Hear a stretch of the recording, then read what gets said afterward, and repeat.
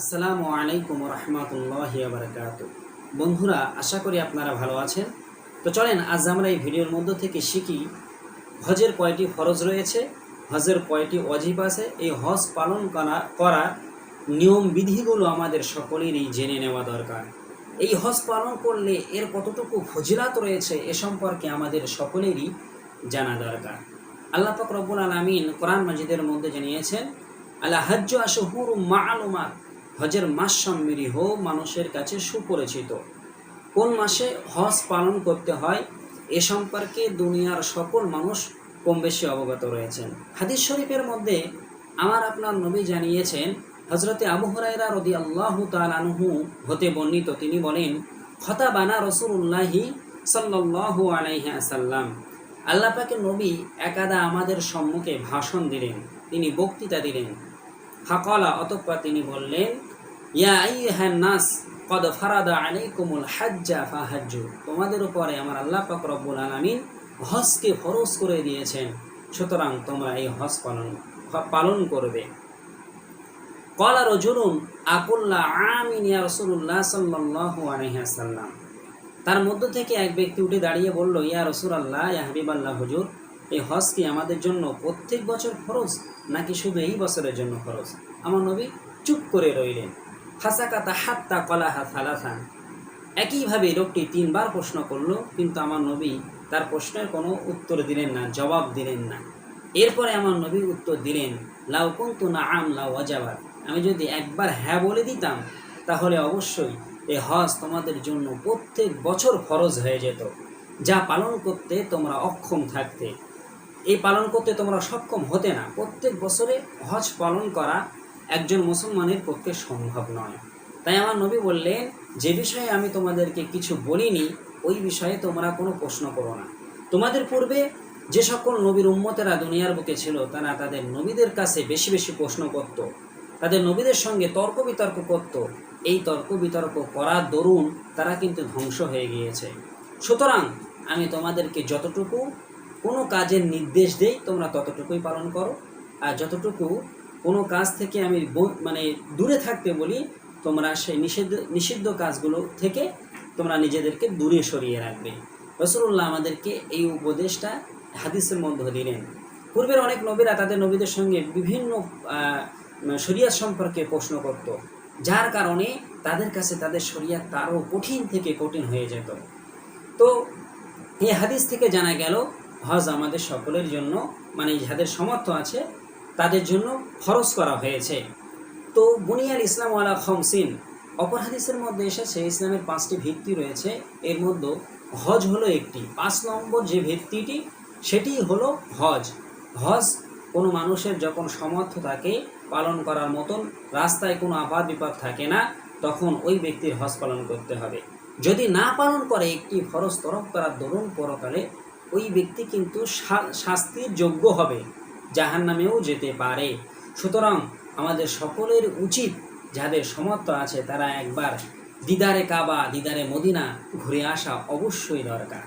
হয়তোবা এই হজ পালন করতে যে আমাদের মোটা অঙ্কের একটি টাকা খরচ হয়, পরিবার, সন্তান সন্ততি, বিবি সকলের মায়া ত্যাগ করে যেতে হয়, কিন্তু যখনই, আল্লাহর কসম করে বলছি, যখনই একবার আপনি সোনার মদিনা দেখবেন, আমার রাসূলুল্লাহ রওজা পাক দেখবেন, আপনার দিল জাহান শান্তি হয়ে যাবে। সমস্ত টাকা, সমস্ত মায়া মুহূর্তের মধ্যে কোথায় যে চলে যাবে, আর কোনো কুল কিনারা থাকবে না। যারা ইতিপূর্বে হজ থেকে ফিরে এসেছেন তাদের কাছে শুনে দেখেন, তাদের মনটা কিন্তু আর সেই গ্রামে থাকে না, শুধু মদিনা আর মদিনা। মুখে তারা দুনিয়ার সকল কাজ করলেও অন্তরে তাদের কিন্তু সেই মদিনার সেই স্মৃতিগুলো সবসময় জড়িয়ে রাখে, কখন মনে হয় আর একবার হজ পালন করতে যেতে পারবো। তো এখন জানবো এই হজ পালন করার কতটুকু ফজিলত রয়েছে। আমার নবী হাদিস শরীফের মধ্যে জানিয়েছেন, যদি কোনো ব্যক্তি আল্লাহর উদ্দেশ্যে হজ পালন করে, মানে হাজ্জা লিল্লাহি, আল্লাহর উদ্দেশ্যে যদি কোনো ব্যক্তি হজ পালন করে, ওয়ালা মিয়ারফাস ওয়ালা মিয়াফসুক, এবং সেই হজের মধ্যে স্ত্রী সঙ্গম করবে না, আর কোনো প্রকার অশ্লীল খারাপ কাজের মধ্যে লিপ্ত হবে না, রাজাআ কাইয়াউমিন ওয়ালাদাতুহু উম্মুহু, তবে ওই ব্যক্তি যখন হজ থেকে প্রত্যাবর্তন করবে, ফিরে আসবে, যেমন কোনো মা তার সন্তানকে জন্ম দিলে ওই শিশুটি যতটি নিষ্পাপ থাকে ওই ব্যক্তিকে আমার আল্লাহ ঠিক ততটাই নিষ্পাপ বানিয়ে দেয়। সুবহান আল্লাহি ওয়া বিহামদিহি, সুবহান আল্লাহ। একদম পুরো নিষ্পাপ শিশু করে আমার আল্লাহ পাঠিয়ে মানে তার এলাকায় ওই ব্যক্তি আবার ফিরে আসে যদি তার হজটা আল্লাহর দরবারে কবুল হয়ে যায়। ওমরা সম্পর্কে একটি হাদিস আছে, অনেক হাদিস আছে, তার মধ্যে একটি হাদিস আমি বলছি। আমার নবী বলেছেন, আল উমরাতু ইলাল উমরাতি কাফফারাতুন লিমা বাইনাহুমা। কোনো ব্যক্তি যদি একবার ওমরা পালন করে, পরবর্তীতে যদি আবার কখনো ওই ব্যক্তি ওমরা পালন করে, এই দুই ওমরার যে মধ্যখানে যে সময়টা ওই ব্যক্তি অতিবাহিত করলো, মাঝখানের এই সময়টা ওই ব্যক্তির গুনাহের জন্য কাফফারা হয়ে যায়। সুবহান আল্লাহ। এরপরে আমার নবী বললেন, আল হাজ্জু মাবরুরু লাইসা লাহু জাযাউন ইল্লাল জান্নাহ। মকবুল হজের প্রতিদান জান্নাত ছাড়ার কিছুই নাই। সুবহান আল্লাহ। যার হজ আল্লাহর দরবারে কবুল হয়ে যাবে ওই ব্যক্তি জান্নাতি। সরাসরি সুস্পষ্ট আল্লাহ পাকের নবী আমাদেরকে হাদিসের মধ্যে এ সংবাদ, যে হজের মধ্যে এত ফজিলত রয়েছে যে হজ পালন করলে আল্লাহ পাক রব্বুল আলামিন আমাদেরকে বেগুনাহ মাসুম বানিয়ে দেয়। আমি তো মনে করি প্রত্যেকটি সামর্থ্যবান ব্যক্তিদের উচিত জীবনে একবার হলেও হজ পালন করা, কারণ হজ পালন করার সঙ্গে সঙ্গে আমার আল্লাহ পাক রব্বুল আলামিন ওই ব্যক্তিটাকে বেগুনাহ মাসুম বানিয়ে দেন। তো এখন আমরা জানব যে হজের ফরজ কয়টি। হজের ফরজ হলো 3টি। 1 নম্বরে হলো নিয়াতের সঙ্গে তালবিহা সহ নির্দিষ্ট মিকাত হতে ইহরাম বাঁধা। ইহরাম বাঁধার জন্য নির্দিষ্ট একটি স্থান রয়েছে, সেই স্থানের পূর্ব থেকে যদি ইহরাম বাঁধা না হয়, ওই স্থানটি যদি অতিক্রম করা হয়ে যায় বিনা ইহরামে, তাহলে ওই ব্যক্তির হজটি বাতিল হয়ে যাবে। এই জন্য নির্দিষ্ট মিকাত হতে বা তার পূর্ব থেকে ইহরাম বাঁধতে হবে। এটাই হলো হজের 1 নম্বর ফরজ। 2 নম্বর হলো 9ই জিলহজ তারিখে আরাফার ময়দানে অবস্থান করা। এটি হলো হজের 2 নম্বর ফরজ। 3 নম্বরটি হলো 10ই জিলহজ তারিখে পবিত্র কাবা ঘরকে কেন্দ্র করে তওয়াফ করা। এটাই হলো হজের 3টি রকম, 3টি ফরজ। এই 3টি ফরজের মধ্য হতে যদি একটি ফরজও কোনো কারণে ছেড়ে যায়, তাহলে ওই ব্যক্তির হজ সাথে সাথে বাতিল হয়ে যাবে। এরপরে হজের অজিব রয়েছে 5টি।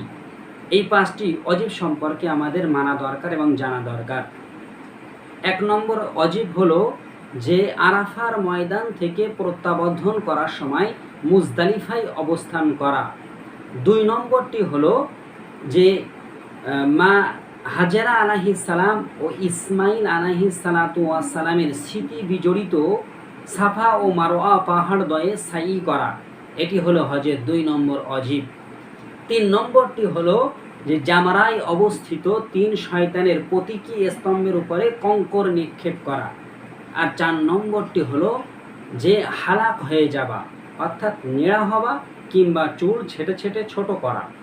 আর 5 নম্বরটি হলো বহিরাগতদের জন্য, যারা দেশ বিদেশ থেকে হজ পালন করতে যায় তাদের জন্য বিদায়ী তওয়াফ করা। সম্মানিত কাবা ঘরকে কেন্দ্র করে বিদায়ী তওয়াফ, শেষ তওয়াফ করা। এটাই হলো হজের সমস্ত। এই ছিল হজ সম্পর্কে আমাদের সামান্য কিছু ধারণা এবং বেসিক কিছু জানানোর চেষ্টা করেছি আপনাদের। আশা করি এই ভিডিও থেকে আপনারা উপকৃত হতে পারবেন। আর ভিডিওটি দেখে যদি আপনাদের ভালো লাগে অবশ্যই লাইক, কমেন্ট, শেয়ার করবেন। ইনশাল্লাহ অন্য কোনো দিন আপনাদের সঙ্গে আবার দেখা হবে। আসসালামু আলাইকুম ওয়া রাহমাতুল্লাহ।